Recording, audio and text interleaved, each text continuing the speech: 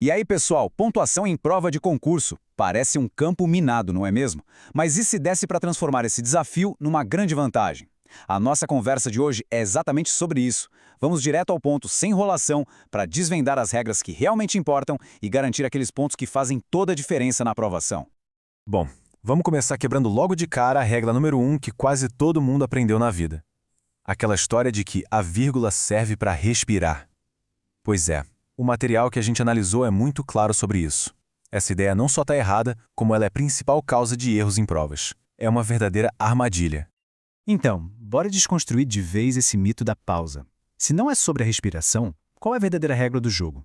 A gente vai ver que o princípio por trás da pontuação é outro, e na verdade é bem mais lógico do que parece. E por que se preocupar tanto com isso?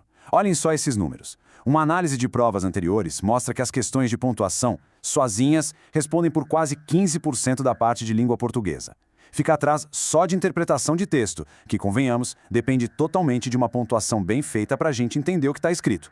O recado aqui é bem direto. Dominar pontuação não é luxo, é necessidade. E aqui está a grande virada de chave. A pausa que a gente faz na escrita, aquela marcada pela pontuação, não tem nada, absolutamente nada a ver com a nossa fala. Ela obedece a uma única lei, a da estrutura gramatical da frase. A palavra mágica, o segredo de tudo é sintaxe. Vamos então mergulhar nessa tal regra de ouro. O ponto de partida para dominar a sintaxe e, consequentemente, a pontuação é entender um conceito base, a chamada ordem direta. A beleza desse conceito está na simplicidade. Pensem na ordem direta como o esqueleto padrão de uma frase em português. Primeiro, vem quem faz a ação, que é o sujeito. Logo depois, vem a ação em si, o verbo. E, por fim, aquilo que completa o sentido, o complemento. Sujeito, verbo, complemento. Gravou? Essa é a base de tudo. E agora, a regra mais importante que existe. Se a frase está nessa ordem natural, nessa estrutura SVC, é simplesmente proibido usar vírgula para separar esses três blocos. Não se separa sujeito de verbo, nem verbo de complemento. Jamais.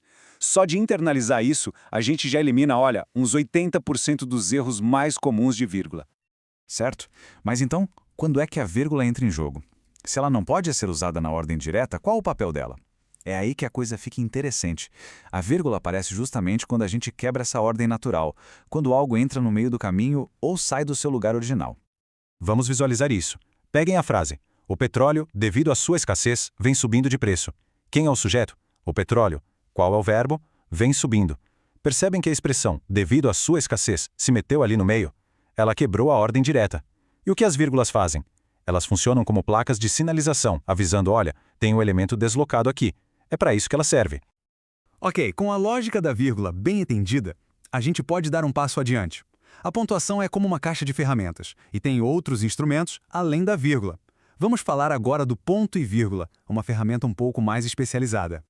Uma boa analogia é pensar o seguinte: a vírgula é uma lombada, uma pausa leve. O ponto e vírgula já é um semáforo amarelo. É uma pausa mais forte, mais marcada, mas que ainda não encerra a ideia como ponto final. Ele é perfeito para organizar frases que já são mais complexas, que às vezes até já têm suas próprias vírgulas internas.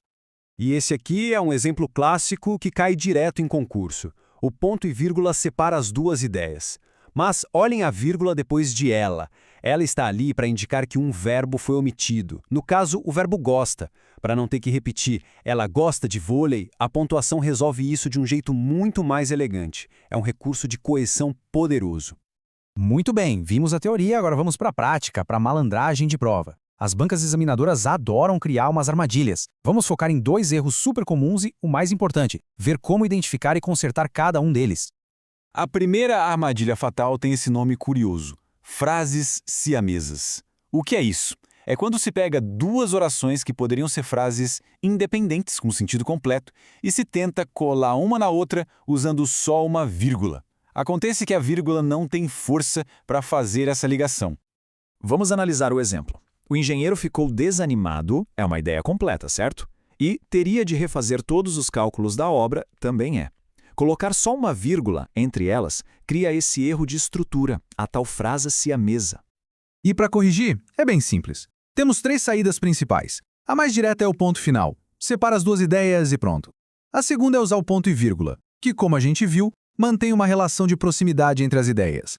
E a terceira, muito comum, é usar um conectivo, uma conjunção como pois, porque, mais, que deixa a relação lógica entre as frases bem explícita.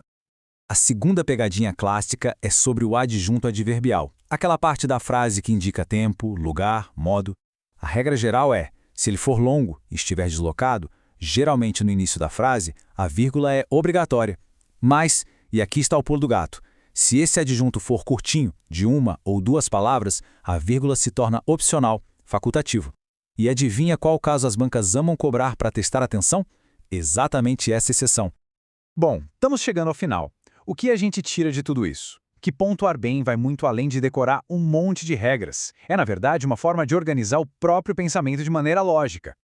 Então, fica claro que dominar a sintaxe é dominar a organização das ideias. Uma vírgula fora do lugar pode mudar completamente o sentido do que se quer dizer. Acertar na pontuação é garantir que a mensagem chegue do outro lado com precisão, sem confusão, sem ambiguidade.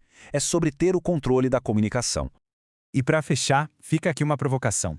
Com esse novo jeito de enxergar a pontuação, ela deixa de ser uma inimiga e se torna uma aliada poderosa, não só para as provas, mas para toda a nossa comunicação escrita. A pergunta que fica é: como usar esse poder para deixar as ideias ainda mais claras e impactantes? Fica a reflexão. A gente se vê na próxima.